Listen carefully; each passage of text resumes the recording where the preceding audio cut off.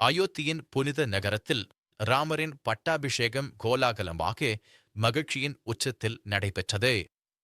மக்கள் திரள்கள் ஜெயகாரங்கள் முழங்கினர். பூக்களும் பட்டாசுகளும் வானத்தை நிரப்பின. ராமர் அரியணையில் அமர்ந்து மக்களின் அன்பை பெற்றார். ஆனால் சீதையின் தூய்மை குறித்து மக்கள் மத்தியில் கொடூரமான அவதூறுகள் பரவத் தொடங்கின. லங்கையில் அவள் என்ன செய்தாள் என்று விஷமான வதந்திகள் பரவி அயோத்தியின் காற்றில் நச்சாகப் பரறின.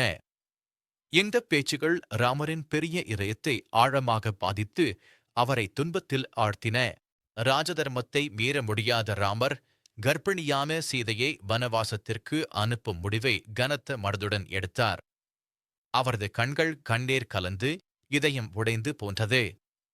லட்சுமணன் சகோதரனின் கட்டளையை ஏற்று சீதையை தூங்கும் காட்டு பாதைகளிலும் அழைத்துச் சென்றான். வால்மீகி முனிவரின் ஆசிரமத்திற்கு அருகில் அவளை தனியாக விட்டுச் சென்றான். சீதை தனிமையின் வலியில் தவித்து குழந்தையின் எதிர்காலத்தைப் பற்றி கவலையுடன் காத்திருந்தாள். வால்மீகி முனிவரின் சமாதானமான ஆசிரமத்தில் சீதைக்கு லவன் மற்றும் குசன் என்ற இரட்டை ஆண் குழந்தைகள் பிறந்தனர்.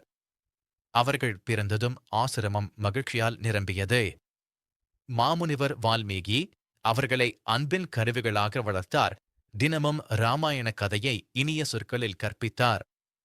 லவனம் குசனம் வளர்ந்து வீரமிக்க வில்வித்தை வீசி ஞானமிக்க கவிஞர்களாக மாறினர். அவர்கள் குரலில் ராமரின் புகழ் எதிரொலித்தது.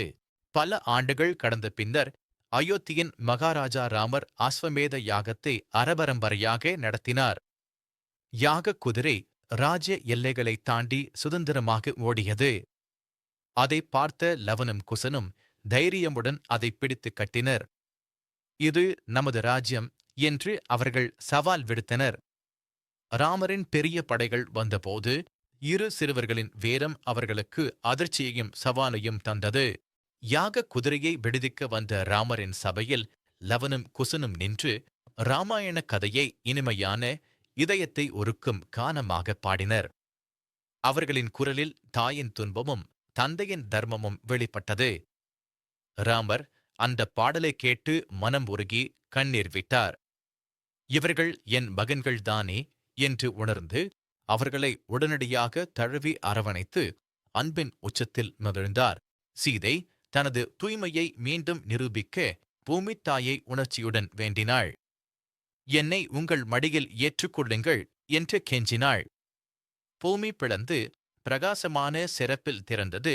சீதை அதில் மெதுவாக இறங்கி மறைந்தாள்.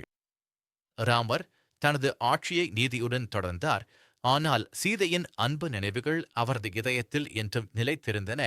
அயோத்தியை ஆளும் வரை